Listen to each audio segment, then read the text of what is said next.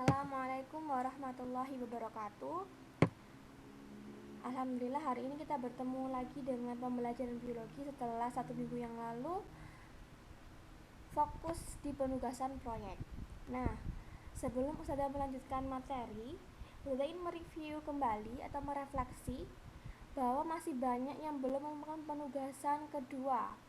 Silakan dicek kemarin itu apa penugasan keduanya, ya. Banyak yang di GC itu hanya mengumpulkan 1 penugasan, padahal tugasnya ada 2 pada setiap pertemuan. Oke, hari ini kita akan belajar tentang enzim.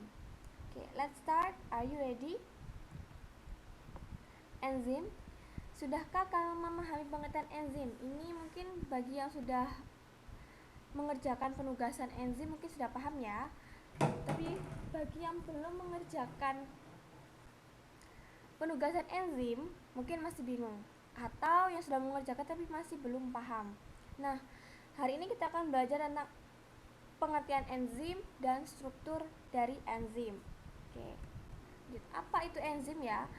Enzim di sini adalah biokatalisator ya, yang mempercepat laju reaksi kimia dalam tubuh dengan menurunkan energi aktivasi reaksi. Jadi, maksudnya begini. Dari grafik ini saya akan jelaskan enzim itu dia itu biokatalisator. Ada katalis ya di sini. Kalau katalis itu mempercepat kalau dalam kimia.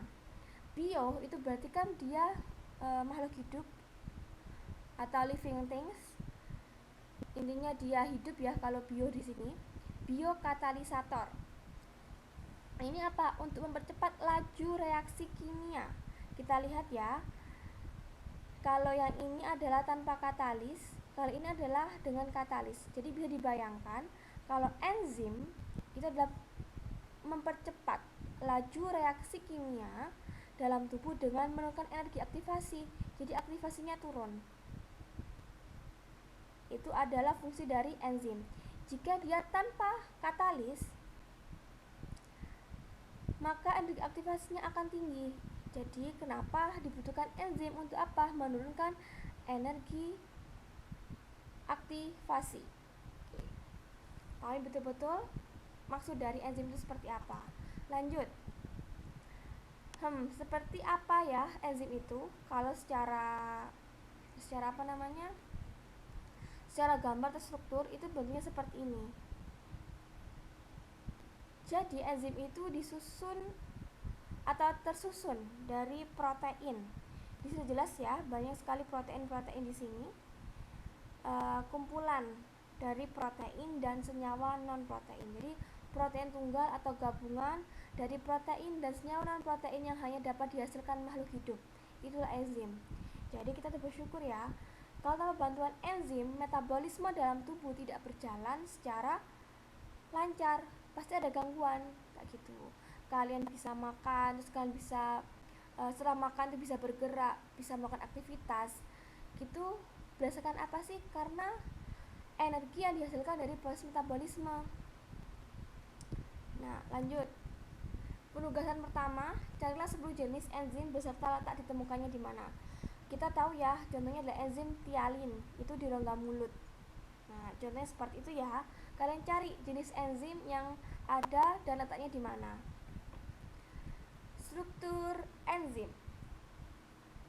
Struktur enzim di sini kita lihat ya. Ini adalah struktur enzim kalau secara animasinya.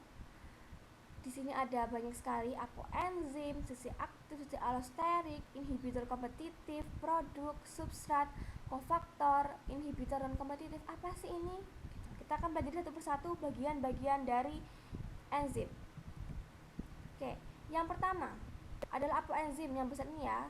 Apoenzim adalah bagian enzim yang berupa senyawa protein yang mengandung binding site. Binding site ini apa sih? Binding site itu berarti proses seperti kayak lock and key ya. Misalnya kunci ketemu sama gembok seperti itu. Jadi binding site itu, ini sisi-sisinya binding site ada 2, sisi aktif dan sisi allosterik. Nah, di sini sisi aktif. Sisi sisi aktif ini nanti akan berikatan dengan substrat. Nah, ini akan berikatan dengan substrat ya. Kita lihat, substrat ini sisi aktif. Substrat adalah zat yang akan dijadikan produk. Nah, ini substrat, zat yang akan dijadikan produk. Kalau sisi allosterik, sisi yang berikatan dengan kofaktor atau aktivator enzim. Ini sisi allosterik. Jadi yang membedakan siapa? Yang membedakan adalah bagaimana dia berikatannya. Kalau sisi aktif, dia akan berikatan dengan substrat. Kalau sisi allosterik, dia berikatan dengan kofaktor atau aktivator. Sekarang, kofaktor atau aktivator enzim, bagian enzim berupa senyawa non protein ya. Kalau kofaktor itu non protein, kofaktor itu dapat mengubah bentuk aktif, sisi aktif. Jadi kofaktor ini bisa mengubah bentuk sisi aktif ini sehingga dapat ditempeli substrat tertentu. Karena misalnya substrat ini bentuknya segitiga, maka dia akan berubah sisi aktifnya menjadi segitiga seperti itu. Kalau misalnya ini lingkaran, dia akan menjadi lingkaran. Siapa yang merubah tadi? Yang merubah adalah kofaktor. Di sini ya. Kofaktor dibagi menjadi dua, koenzim dan gugus prostetik. Ya, koenzim dan gugus prostetik. Kita pelajari. Koenzim adalah kofaktor yang berupa senyawa organik vitamin yang berikatan secara non-kovalen dengan enzim. Ingat, kalau koenzim itu dari vitamin, kalau gugus prostetik itu dari mineral. Kita tahu vitamin, contohnya A, D, E, K. Terus ada apa lagi? Vitamin B, vitamin H, ada vitamin H itu ada. Terus banyak sekali vitamin, jenis vitamin. B pun dibagi, ada B11, B1 gitu, B kompleks kalau kita bilang. Sedangkan kalau mineral, contohnya mineral itu seperti H2. Mineral itu contohnya seperti Ca, terus S, terus K, Mg, seperti itu mineral yang berikatan secara kovalen dengan enzim. Kita tahu ya kalau kovalen sama non kovalen itu seperti apa. Ini ada di kelas 1, kelas 10 semester 1. Nah, enzim yang telah berikatan dengan kofaktor itu disebut dengan holoenzim. Ingat ya, enzim yang telah berikatan dengan kofaktor disebut holoenzim.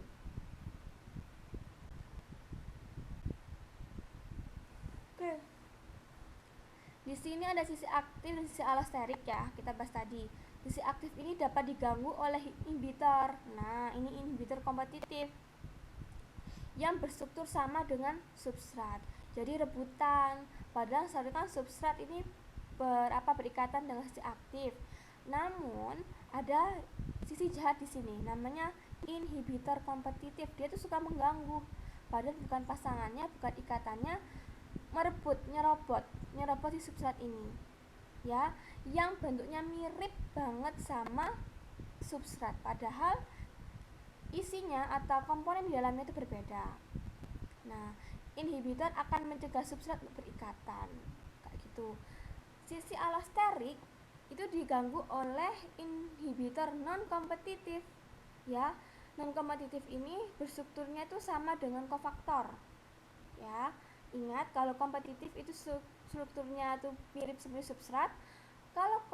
Kalau inhibitor non kompetitif strukturnya itu mirip dengan kofaktor atau aktivator. Kali ini inhibitor akan mencegah enzim untuk mengubah-ubah bentuk sisi aktif. Nah, kalau misalnya kofaktornya diganggu sama inhibitor non kompetitif, otomatis tugas dari kofaktor sendiri itu nggak bisa mengubah-ubah sisi aktif. Jadi misalnya nih substratnya segitiga, terus di sini ada nempel inhibitor non kompetitif nempel ke sini, sisi allosterik. Otomatis yang ininya bentuknya lingkaran pada substrat segitiga nggak bisa ngubah yang kesini sisi aktif, jadi tidak bisa berikatan. Nah ini, jadi imbasnya kalau misalnya kofaktor ini dia diganggu oleh inhibitor non kompetitif, dia nggak bisa merubah sisi aktif ini. Otomatis imbasnya ke sini ya, substrat nggak bisa berikatan dengan sisi aktif. Oke, dipahami dulu. Penugasan 2, ini yang terakhir.